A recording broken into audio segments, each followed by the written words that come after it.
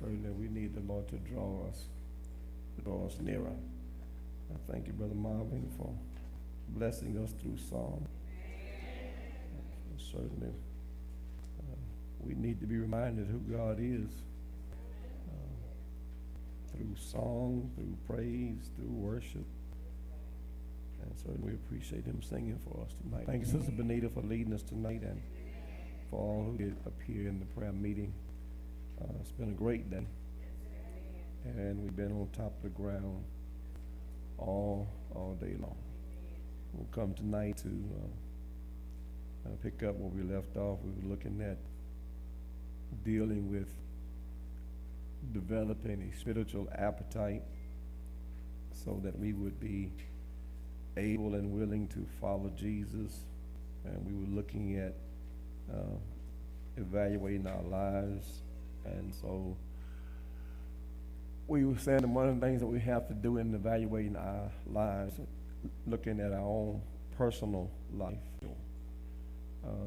This is one of the battles we fight, trying to schedule God in.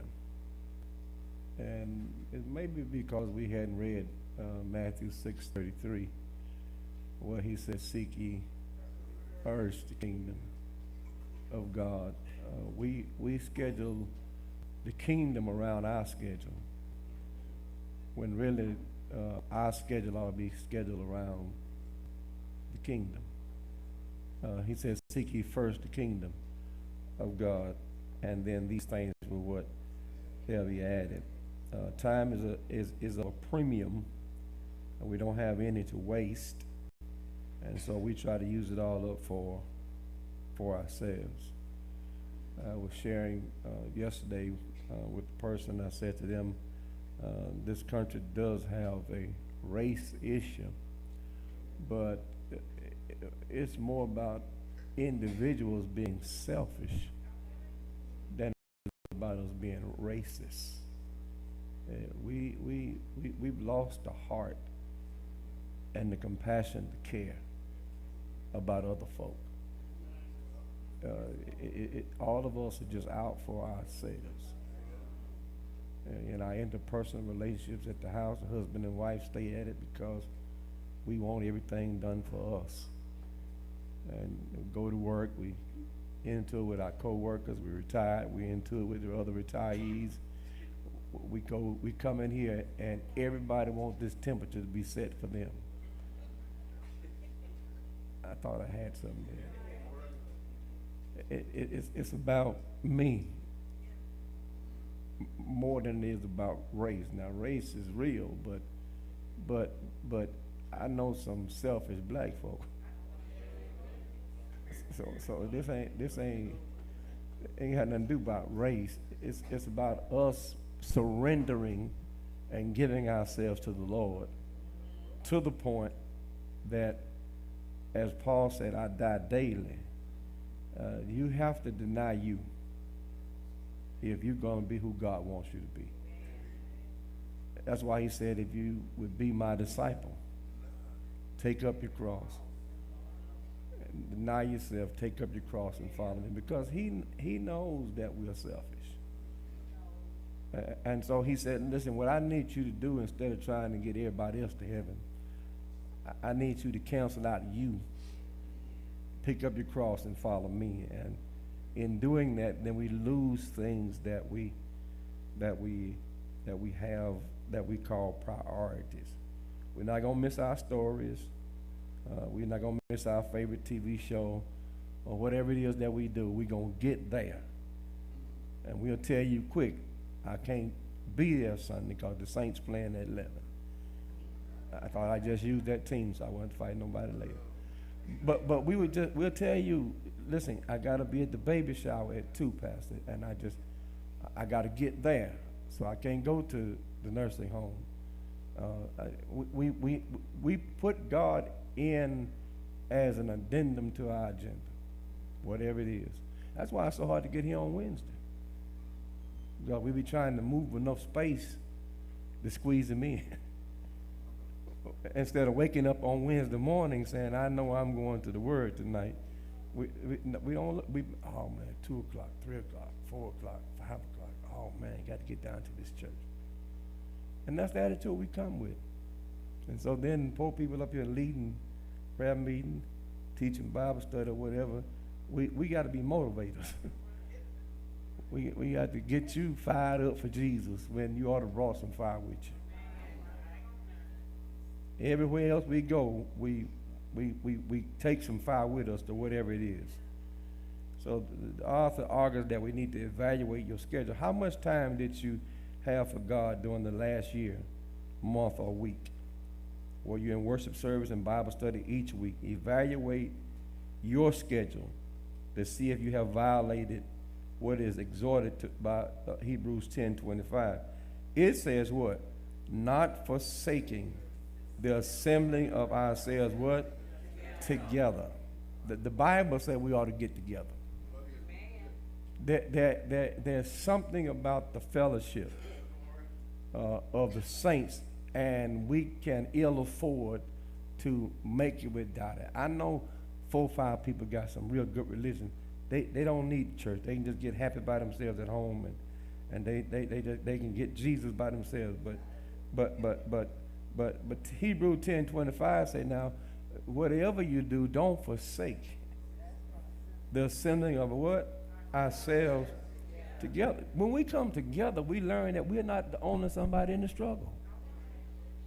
When we come together, we realize that we're not the only somebody God blessing. Together, we learn a lot of stuff, and there's unity in strength and strength in unity. If we get together, we just better off together as believers. He said, now, don't forsake the assembling of ourselves together as the manner of some is, but we should be exhorting one another, and so much the more seeing that the day approaching, the end is coming. So we ought to be trying to encourage one another instead of isolating ourselves. I found out that if the devil can get you isolated, he got you defeated. I mean, because he's going to magnify that problem. He's going to magnify that situation. He's going to be whispering in that ear and tell you God is not concerned about you. He doesn't care about you. And then you come and somebody get up and testify about the very thing you're going through, and you realize God does care. It makes a difference. And so we need to look at our schedule and see how much of our time God has.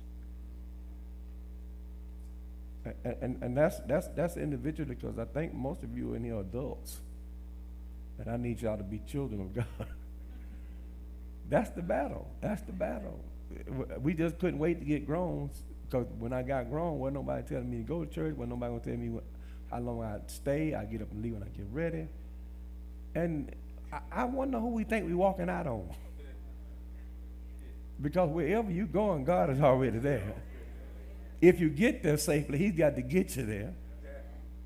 And we got to put that little Baptist finger up and tip out. At least I came. And so now I'm not going to be able to stay to the whole service, but I'm going to come, and then I'm going to leave, and God's going to be satisfied with that.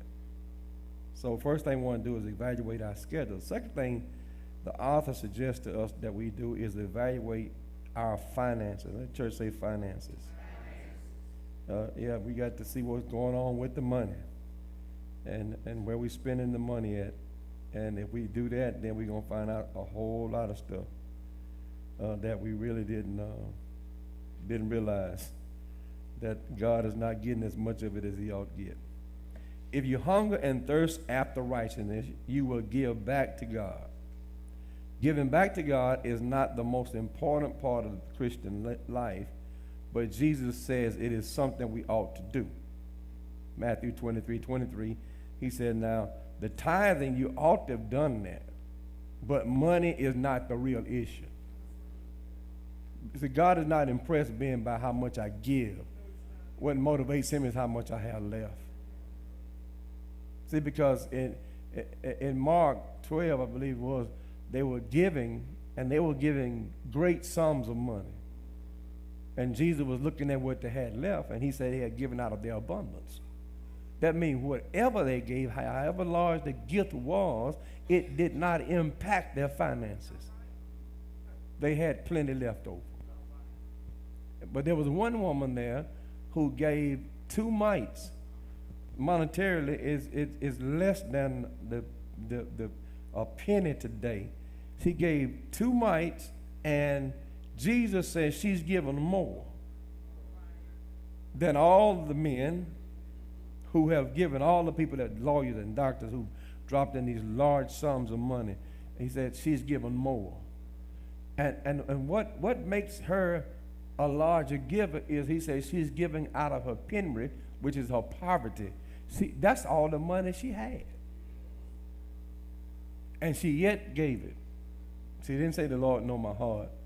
If I had it, I would give it. That's why I don't like praying for folks that, Lord, pray, bless the folks that if they had it, they would have given it. I don't like praying for them jokers, because you let them off the hook. Y'all ain't going to help me.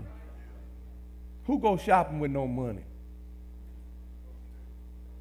Who go fishing without a hook and some bait? Worship is not complete until we give. So you won't tell me, you come to church, well, I ain't got no money to put in church. I have never seen anybody so broke that they have no money to get put in church. I've seen them not want to put no money in church. I don't know much about women. That's a journey I'm still on. But one thing I do know most about, most women, when they tell you they broke, they ain't broke. No, they ain't broke. When they say they broke, they ain't. I'm talking about women. And I give my wife some money sometime, and she said, I need to replace some stuff. I said, I thought you were broke. No, I ain't broke. I just need to replace some stuff. And so if women are never broke, I don't know many broke men neither. Now we may say we broke, but we got something somewhere. May not be in the wallet, but we got access to it. And so when you come before the Lord, you ought to have some intentions. You ought to be intentional on your giving. Worship, the giving of worship through giving could be streamlined if some more people were intentional on their giving. The plate is held up because you got to figure out which one of these dollars you're putting in there. I mean, help me, Ben. If you're not going to give but $1, get it out and have it ready and give it. Be intentional. I haven't seen nobody yet shouted and got happy and say, I need to write a larger check. Whatever you're going to give, you know before you leave home. If it ain't but $10, make the check out, get it in the envelope, be intentional in your giving. Because it's not like we changed the time of the offering. It's the same time in every service, every Sunday. And it's a struggle. It's like pulling hen's teeth. When it comes down to worshiping through giving. Then we'll go and pay and not complain. We go shopping and spend all kind of money. And whatever else your vice is, I go to the golf course and spend all kind of money. Sit on the computer and spend all kind of money. And won't sign up for Givelify. I ain't getting my money electronically. I ain't signed up for no Givelify. I'm gonna put it in where I can see where it's going. You don't know where it's going once they take it upstairs. You don't know where the money going that you give Amazon. All you know, a package show up. But we'll shop electronically and won't get no further than our phone. We'll spend hundreds of dollars. And it comes down to worship. We got to dig through some paper money as if somehow it's going to be more or something when you could have already done point, clicked, and gave and through with worship, because you ain't get. I'm waiting on that person to say, hold up, stop the offering. I got another $500 I need to put in. That ain't gonna happen. You putting in what you putting in, and when you get through putting that in, you ain't putting in no more. I can come back and say, well, I need y'all to do a little bit more. And like, he ain't, I don't know what he talking about. I done gave all I'm going to give. Just need you to think for a minute, because I don't understand why is it that we can't trust giving electronically to the church when we give electronically everywhere else. You go out to eat, you give electronically. You buy groceries, you give electronically. Everywhere you go, you swiping a card. Very few people in here cash only. Don't be looking at me like that. You know I'm right. And every envelope you need, if it ain't on there, we can create it that you need to give to the church. You can be in Miami on vacation, still give your tithe. Because if you take your tithe to Miami with you and you don't give electronically, they ain't going to make it back. No. That's extra money. I'm on vacation. I'm talking about examining the finances. How does Jesus say that we can evaluate our giving? Matthew 6:21, he said this, for where your treasure is.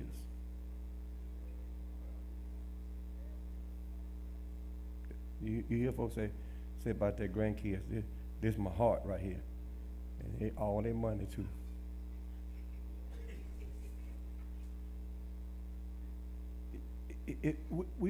Jesus said, wherever your treasure is, that's where your heart gonna be at. And so when it comes down to giving to the kingdom, we got all kind of questions about giving, and we don't want to give, and we're not gonna give, and every other area in our lives we give. Don't think nothing about it. So we need to take time and evaluate our finances and see where our money is actually going. It'll amaze you what you're spending your money on if you're brave enough to look. Now I'm telling you, you got to be brave to do this, because if you actually do this, it's going to shock you where that money going versus where it could be going towards the kingdom. You know, if I get paid on Friday, I ought to set aside in my mind in principle. If I can't wait till I get here to Sunday to bring a hard copy check or however I'm gonna do it cash, I ought to sanctify it Friday. And if I sanctified Friday done, then I'm operating with that much less money. If I'm getting paid on Thursday and I ain't gonna go to church this Sunday and I'm not gonna give until I get to church, I ought to sanctify the money on Thursday and reduce that from the pile I'm spending. Because they ain't gonna make it Sunday if you don't sanctify it. You don't set it apart. Friday and Saturday gonna show you something that you can do with that money before you get to church Sunday. I mean, you're gonna come in here and say, the Lord knows my heart. He really does. That's the problem. That's the real problem, right? That He knows our heart. And we have to be careful that we are not stingy givers. We'll get into that a little later, but I just had to throw that in right there because y'all looking at me like y'all want to do something. I don't know. The truth kind of makes you look at me like that. Evaluate our schedule, evaluate our finances, and then thirdly, we evaluate your attitude toward people. Wow. Whoa. Yeah, it's getting heavy now up in here now. But just turn the seatbelt light on. There'll be a little turbulence up in here now. Hungering and thirsting after righteousness will also be revealed in your attitude toward others. If you hunger and thirst after righteousness, you will release every hurt and offense and refuse to harbor bitterness, resentment, malice, or prejudice against anyone. To have the right attitude toward people is what he's talking about now. What is your attitude toward others? Better get out of my way. Better not cross me. They know I don't play. We got all kind of attitudes toward other folk, but is it the proper attitude to have? I don't like John Q. Public. I don't like Sally Mae. And so now you holding grudges and harboring bitterness in your heart, and I don't like her. Look how she dressed. You got malice in your heart. Attitude towards somebody else. Is that all they could put on? We some selfish folk. And it messes us up because of our attitude toward others. And so how we going to be hungering and thirsting after righteousness, being like Christ? And Jesus, he was with sinners, but he wasn't hanging with them. He was there and accepted them who they were. He found them where they were. We won't find no sinners because we too holy to go. And the few sinners that come over here, we judge them when they first get here. They ain't coming back. They be like, if that's what church gonna be like and heaven gonna be like, I take my chances out here. We don't welcome people to the point that, hey, we want you to come back. Because we trying to figure out who they are and what they're here for if they're trying to get our little territory. I heard somebody singing in the congregation. They could sing. I was trying to figure out who it was. Why?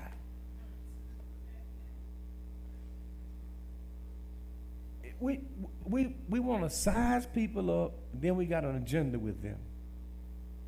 And some folks are not liked and they don't even know why.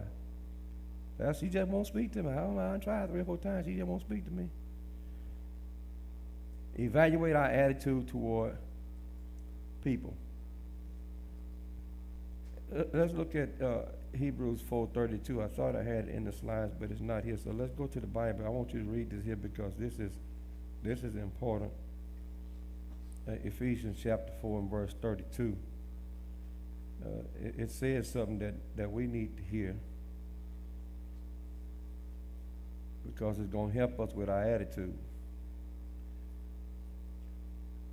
And I want to, since we're here, and back up to at least verse 30, and we're going to get a running start. Well, let's back up. Well, it's getting better. Let's back up 29. Yeah, let's go from 29 on through. It gets good at 29. Yeah, I'm gonna give you time to get this. I want you to see this. Verse 29 says, "Let no corrupt communication." Oh, wait a minute.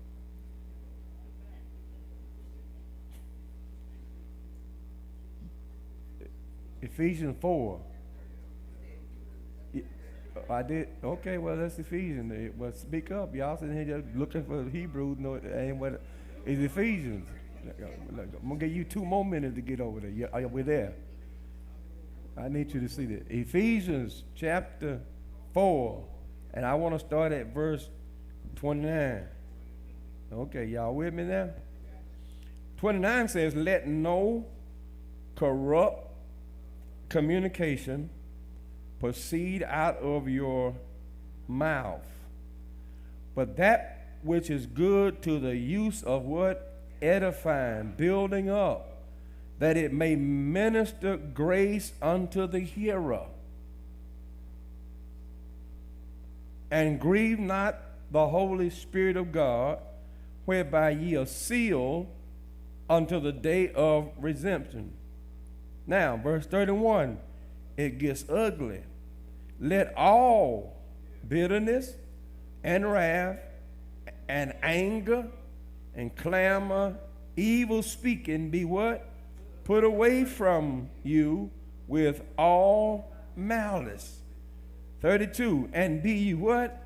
Kind one to another." Be ye kind. You need to be the I in kind. I kind.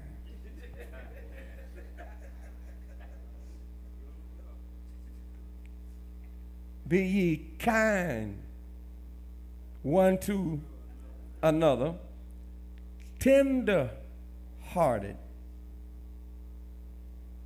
forgiving one another. And here it is why I'm supposed to be forgiving you. Ain't nothing about you. It ain't about whether you apologize or not. It ain't what about you care or not. When it comes down to me forgiving you, it has nothing to do with you. I wish I had some time. If she don't tell me she's all right, I ain't telling her. That ain't what the text says. See, this is why we got ulcers right now, because we waiting on somebody to apologize to us that don't owe us an apology. He said here in the text, be ye kind one to another, tenderhearted, doing what now? Forgiving one another, even as God, and he didn't even do it on your behalf for you. God, for Christ's sake, have forgiven you, and you talking about you ain't finna forgive nobody. I'm telling you, if you have hatred in your heart for a specific person, a specific group, a specific race, you are held hostage. You are held hostage because you're the hater. And it takes energy to hate. It takes energy to hate. You got to alter your life if you hate me. Because I'm like roaches, I'm going to always be there.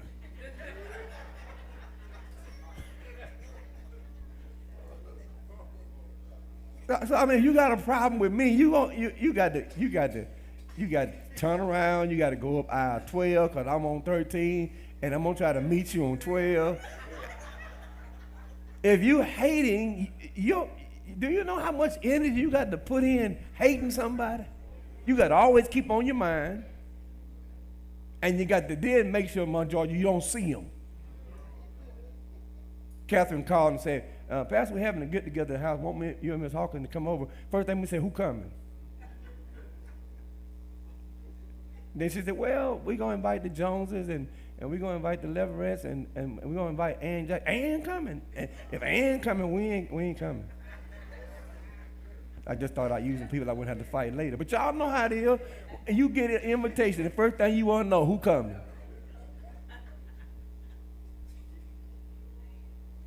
Because your presence is based upon who's coming.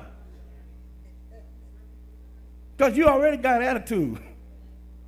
You come to the function with an attitude. Well, they say they weren't coming until late. Well, I'm telling you now, I'm coming. Well, as soon as they show up, I'm leaving. Don't block me in, because I ain't come to stay.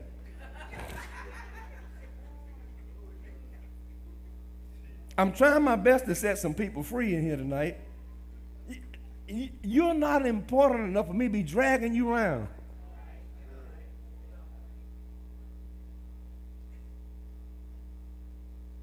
Do you know the energy you got to put in hating? And then if you hate a race, boy, you just messed up. Fell at Buffalo Wild Wing the other day. It's had the unmitigated gall to ask for the family to move because he didn't want to sit by black folk.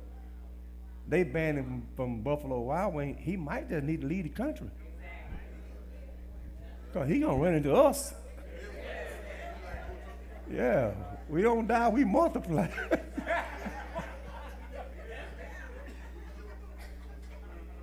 I mean, if you black and don't like white folk, you miserable.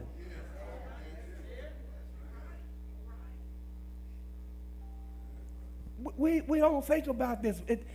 It takes some energy to do this stuff, to avoid people and not deal with them and not speak. How much does it take to say good morning? How much does it take every now and then let somebody go in the door before you go in it? Or let them maybe go before you. You know you finna stand there and talk. Go and let the person got 2 items. You got a bucket full of stuff. They ain't going before me. I got here first. They got 2 items. You gonna make them stand back in while you go through 200 items. Because they white. They young. They whatever. You just don't like them. They wanted to be first. They should have got in front of me. Almost to have a wreck because you want to be first. Running red lights and everything else. Look, if y'all can get 32, we can go early. And be ye kind one to what? Another. tender-hearted, having some compassion in your heart, putting on other folks' shoes sometime before you go off on them. I just had to get her told, well, you don't know what she's going through. You look, if you knew her story, it ain't what it looks like sometimes. Forgiving one another, even as God, for Christ's sake, hath for what? I did say I was stopping at 32, verse 1 for chapter 5. Keep just tugging at my sleeve saying, say a word about me. Be ye therefore followers of God as what? As what? As what? Dear children. Now, when we were growing up back in the day, Stella, we were given our marching orders before we left home. Number one thing was you can't eat nothing at nobody else's house. Don't go over there acting like you're hungry, because I done fed you. And the first thing they do when you walk in the door, you want something to eat? No, ma'am. No, ma'am. You can't feed me. I'm going to kill me. You can't feed me. But we were given our marching orders, and so then we came in what? Orderly. He said, be ye followers of God as what? Dear children. These are children that are disciplined and follow their parent. Be ye followers of God as dear children. He ain't said nothing about nobody being grown. And walk in love, as Christ also have what? Loved us, and have given himself for an offering, a sacrifice to God, a sweet smelling Savior. So we just supposed to act right because we God's children. Now, we didn't get nothing to eat at Miss Carrie's house because Mama had promised to put some act right on us when we got back home. Yeah, you know. She'd be pulling up in your yard, go cut your switch. And you need that cut one, Denise, that would at least last through the whooping, because if it broke while they were beating you, then they had to go cut the switch. And yeah, now you ain't want them to go get it, so you had to at least get one, Brother Calvin, that was going to make the trip. And so our attitude toward other people is because of all the chaos in our lives. I was leaving the bank today, and this fella of a lighter hue, he was leaving at the same time. He was just ahead of me. He opened the door. I said, thank you, sir. He said, you're welcome, sir, because I know you would do the same thing for me. I said, sure would. He ain't know me from Adam. I didn't know him from Adam. We didn't have to. We were human beings. We had compassion in our heart. I didn't say, well, look at this white man, and he going to close the door in my face. And if he opened it for me, I ain't going to tell him thank you. We just mean-spirited. Come to church mean-spirited. Come to church mad. And then blame everybody else because you can't get no shout.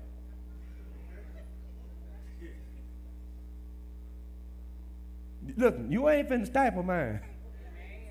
Do your thing, whatever it is. I brought enough of him with me, I can still get my shout. To find satisfaction, we got to cultivate a good spiritual appetite. Investigate the meaning of righteousness and evaluate whose life? Your life. Man, if I looked at Larry as much as I look at you, I'd make it to heaven. But we won't get everybody else straight, everybody else told. Y'all didn't close your Bible in Ephesians chapter 4, did you? Okay. I need you, if you got a hard copy Bible, I need you to mark verse 32. And if you got an electronic Bible, I need you to highlight it. You need to get that verse. And it's not a sin to write in the Bible. Yeah. Them the same folk that believe it's a sin to live by the Bible. Man, you writing the Bible, that's a sin. No, it's not a sin. You need to mark some stuff so when the devil starts raising a cane, you can get to it quick and know where it's at. To find satisfaction. And that's what we're trying to do. Is we're trying to do what? Find satisfaction. We got to cultivate a good spiritual, because it's, the author suggests that satisfaction is not found in tangible stuff. Because, I mean, you buy a new car, it's going to be new for about 6 months. And that book going to show up. It ain't new no more then. So you got 5-7 years of payment then, so then all of a sudden now it don't smell the same. Buy new clothes and then you keep eating, they don't fit the same. So you, if you can touch it, it does not ultimately satisfy. Therefore, we have to have a relationship with God. So when these things start breaking and folks start acting funny, I still can have some joy because I have a spiritual satisfaction. And the Lord helped me graduate from vehicle purchases. Ain't nobody ask you to say nothing. Yeah, they had praise report just a few minutes ago. Now you want to praise the Lord. You don't get put out of class, what's going to happen to you? And folk keep trying to give, Pastor, when you buy a new truck, I don't need a new truck. That one crank up and it get me here. That's all I need. It took me some years to figure that out, but that's all I need. Because if I get a new truck, the first thing you're going to say, look at what we got to pay for. So I don't want to put you through that. I don't want to put that kind of burden on you. So as long as the gray goose is cranking up, we're going to be going where we need to go. Stuff does not satisfy. And folk that claim to be impressed in your presence talk about you in your absence. And so you got to cultivate a good spiritual appetite, investigate the meaning of righteousness, and then evaluate your life. All right, we're getting ready to go to verse 7 in chapter 5 of Matthew. So you can go back over to Matthew. Now, any questions, any comments? Anybody got some revelation, knowledge the Lord just gave you want to share? Stand to your feet, speak loudly. Or forever hold your peace.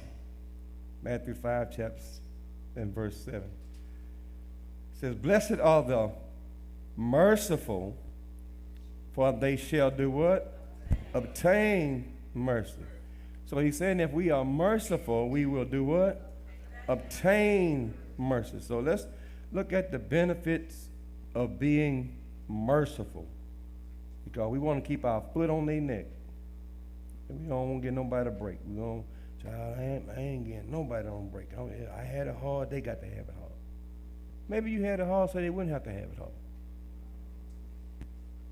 Maybe God sent you through it so they wouldn't have to go through it.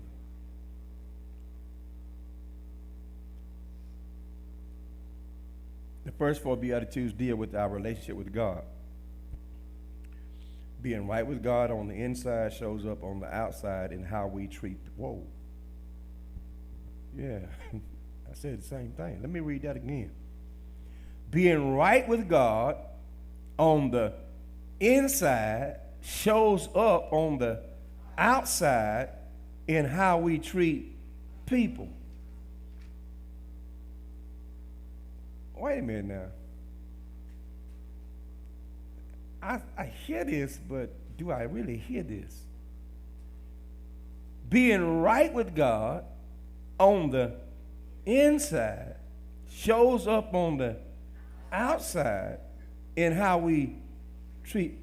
Okay, I know I'm reading this correctly, but I keep seeing some situations that ain't adding up. Because the way they treat people, then they can't be right on the inside. There's no way you could be right on the inside and call people out of their name on the outside. You can't be right with the Creator and then run down the created. If we are right with God, the 5th beatitude will be the natural result. I won't just get this in. Being right with God on the inside shows up on the outside in how we treat. I'm saying this for the people that's watching us online. I need them to get this too. Because you can't convince me that you got the Holy Ghost when you raising hell. When the Bible says God is not the author of confusion, but the God of peace. And every position you in church is always some confusion. I left the choir because they wasn't right. I left the usher board because they wasn't right. I'm heading to the mission, but I know they ain't right. I don't go to Sunday school no more because they ain't right.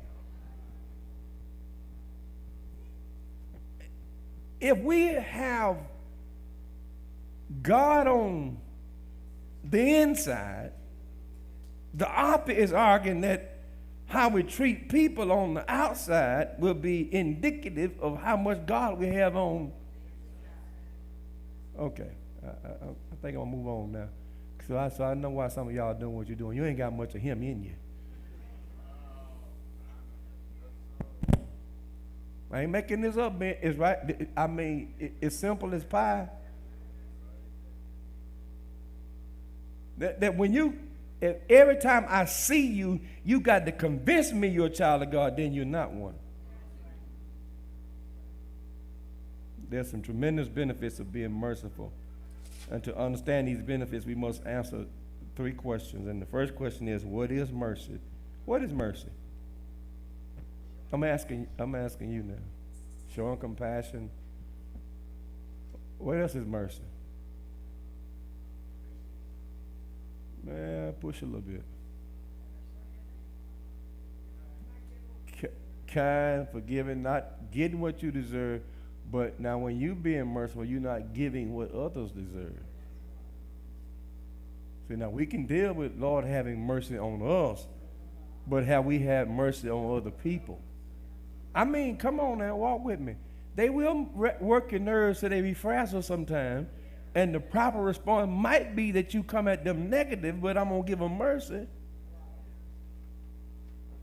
Because God is going to give me some patience, Ricky, so I can be patient with you, because you nagging me, you just bothering me, but I'm not going to respond in the negative. No, I was just coming back to your patience. I wasn't. When you start aggravating me, I just tell you go somewhere. I ain't got cut across no bushes with you. I just tell you, man, find something to do. But all of us got somebody in our lives that we hate to see their number in our phone. We hate to see them coming. We hate to have any contact with them. That's a test. Had it been an actual emergency, God would have told you what to do. Y'all ain't listening tonight. I'm going to teach by myself. You need some agitation in your life so you can be merciful.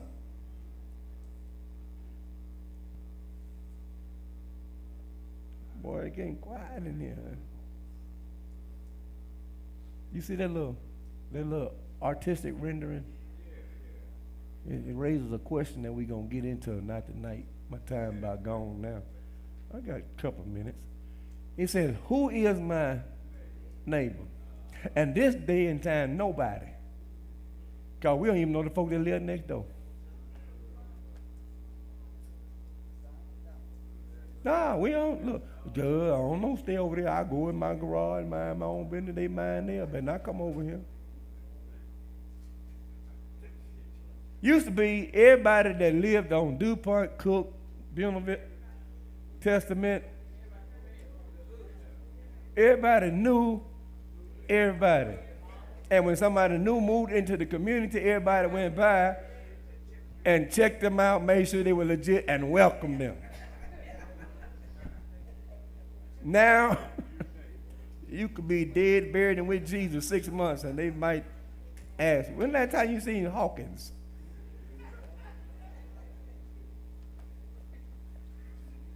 The word mercy translated means to be compassionate. Where does our compassion come from? Nah, see, now, where? Diaphragm, you getting close. Gut, that's the word. The word I'm looking for is bowels. All your nerve endings are here in your abdominal area. That's why you get a nervous stomach when stuff don't feel right, because all your nerve endings end in here. And so if I'm gonna be compassionate, it starts from my bowels. It's a gut feeling I have, and I gotta share that. See, because hearts change and heads change, but your gut never changes. You go to get nervous, I don't know why I'm nervous, something ain't right. And then it be something there. That's why I say go with your gut, follow your gut. Gut won't lie to you. If your gut tell you he ain't no good, he ain't no good. I don't care how good he look. You keep it moving. You better off by yourself. He might be a serial killer. Keep it moving. And so we got to be compassionate or show kindness. Mercy is beautifully pictured in Jesus' most famous parable. Man, my time gone. I'll tell you what, I make y'all a promise. Y'all come back next Wednesday, I promise we'll talk about it. Here's your homework. Yeah, it's a guarantee. Here's your homework. Yep, listen, you ain't had none in 6 months. But Luke 10, believe it is where this story is. It starts Luke 10. I want you to read the story of the Samaritan. Now, I don't want you to read the story of the Good Samaritan, because that's not in the Bible. I need you to read the story of the Samaritan. We just want to make him good because the other fellow was so bad. Because they were kind of rough, so we said he had to be good. Yeah, at least better than them. All right, I need you to start at verse number, paragraph starts, okay, verse 25. Verse 25, Luke 10:25. And go through Luke 37, verse 37, 25 through 37. It's the story of the Samaritan. Now here's what I need you to do. I need you to read the story, and I need you to write your assessment of the story. What you get from the story. Now, I don't need y'all getting up in here next Wednesday night talking about, I won't tell you about the Good Samaritan. He ain't good. He's a Samaritan. Had he been a good Samaritan, Jesus would have said, a good Samaritan. That's not the point he's trying to make here. Okay? Do y'all hear me that's in the adult class? Y'all got homework. If y'all watching by Facebook or YouTube, you got homework. Yes, ma'am. Internet, they watching, they part of the class. Everybody got the assignment? Okay, so make sure we got this assignment. I don't want y'all to did you give us homework? See if you be the first one. Pastor, you didn't give us no homework. Yes, I did. All right, my time is up. I'm going to thank you for yours. We're going to stand now for our invitation to discipleship. There may be somebody tonight that need to make a decision, have a need in your life. Matthew is going to bring seats of opportunity, and then we're going to offer Christ.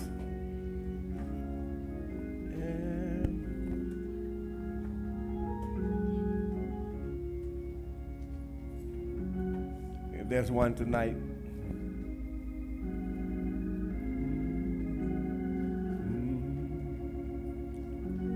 all right, God bless. Thank you, Matt. You can take him back. Prayer now to worship through our giving. Devin coming right there. And Matt gonna catch the other one in the saddle there for me. Down. Lord, I have in my right hand my gift tonight. Freely I receive. Now freely I give. Let us come worship through the giving of our tithes and offering. Remember, you can give on Givelify electronically. If you forgot and left your money at home.